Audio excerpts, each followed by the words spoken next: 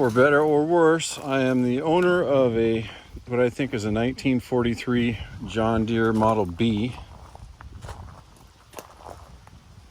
Unfortunately, the serial number tag is missing.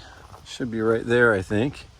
So until I have evidence to the contrary, we'll call this a 1943. That's what it was.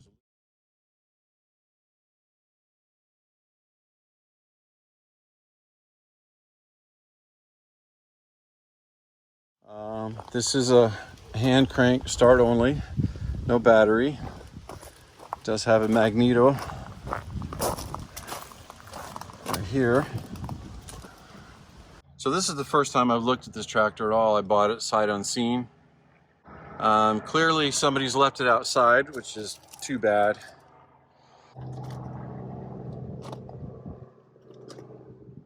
Then we have some curiosities like what looks to be a brand new water temp gauge and a brand new oil temperature gauge.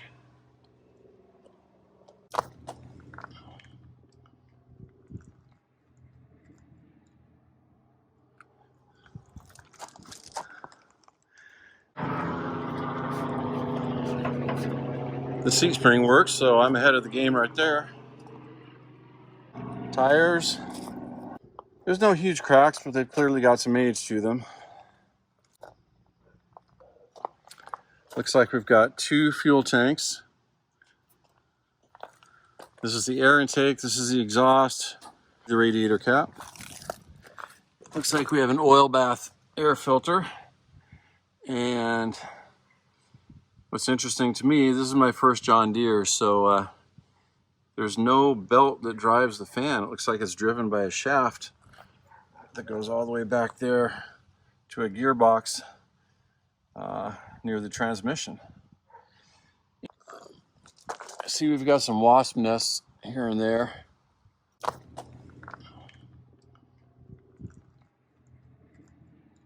Besides that, the radiator looks okay. The tires are holding air. You can see here evidence that it was sitting either with a flat tire or just sitting down in mud a little bit. So I will pressure wash this whole thing before I get started on it and see what comes off and see what doesn't. This is one of the first few years of the style John Deere's. It wasn't too many years prior to this where they did not have a grill on the outside of the radiator.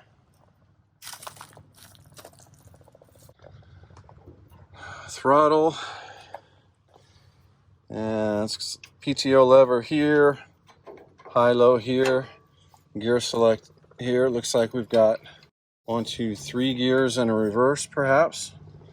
So with the high-low, that means we've got 6 forward gears total. The front wheels look just fine. The back wheels look great from about 10 or 15 feet. I really like the look of the small spokes. I think they're cool. But when you get closer, you can see somebody's handiwork.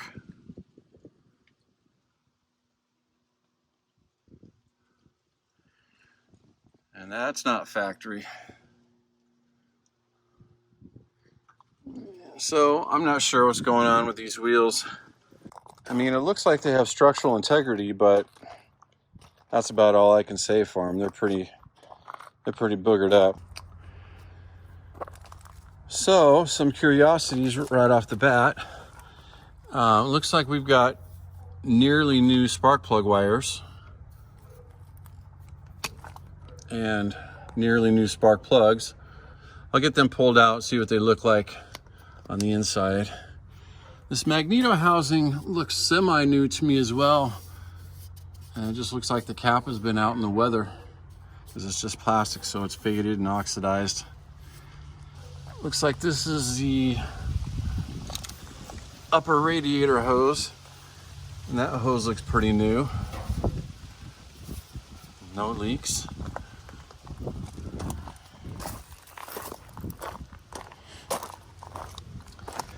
Same thing for the lower radiator hose.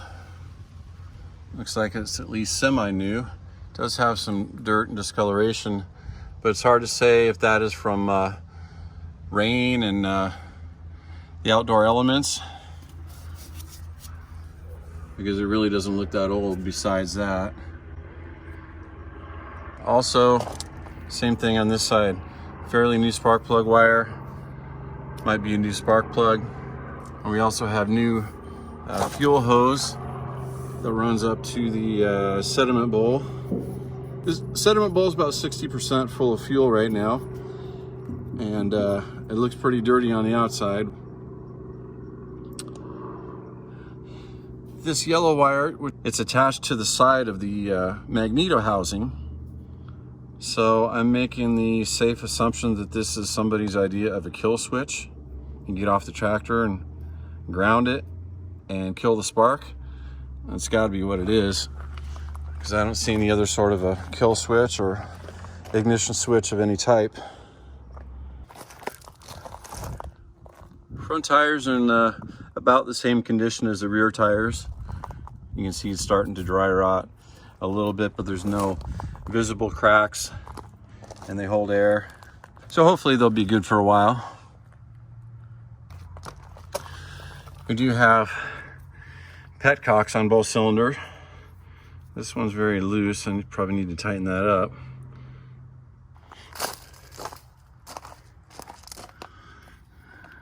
This one feels better.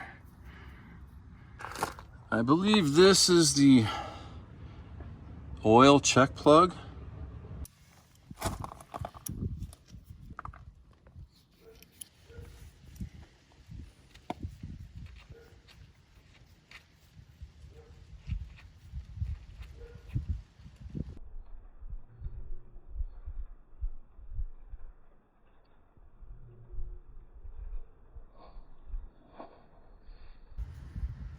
Okay, it's got oil. Doesn't look too bad. Let's see how the gas looks.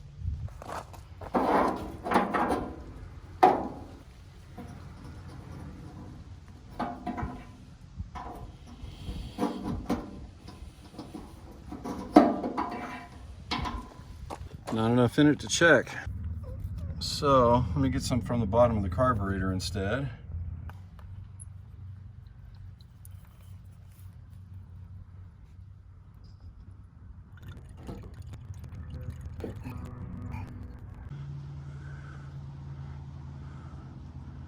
That looks pretty old to me. The good news is there's no evidence of water or debris. Last thing I want to check for now is to see if the motor spins and if I can feel compression or not.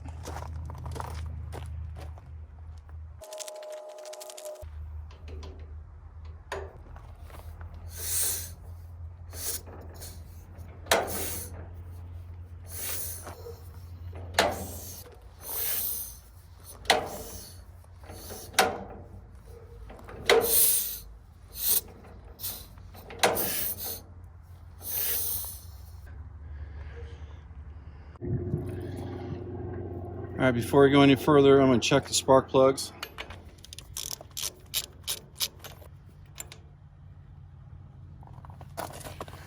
They're not quite as new as they looked on the outside. As long as I got it out, I think I'll clean it real quick, but it doesn't look too bad. Now, this plug cleaned up really easily. It didn't take much effort at all, so I'm going to go back to my original guess and that they don't have too many hours on them.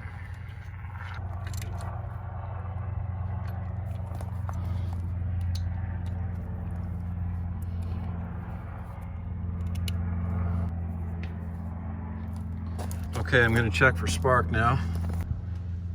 Keep your eye right there.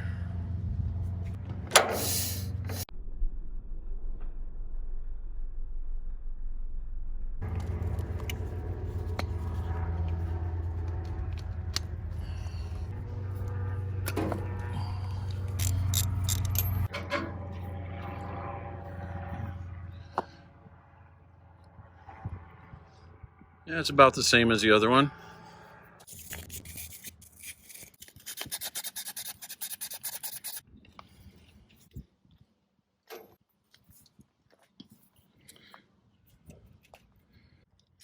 All right, we're going to check for spark on this one the same way. Watch right there.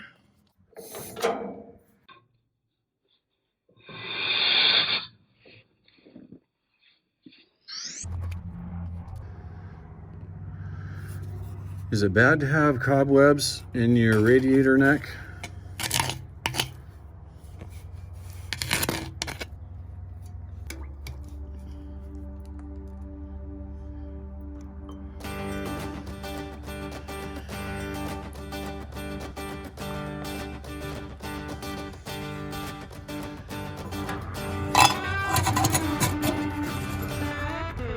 So I have several things to address before I even try to start it up. So I'll stop this video for now and stay tuned for part 2.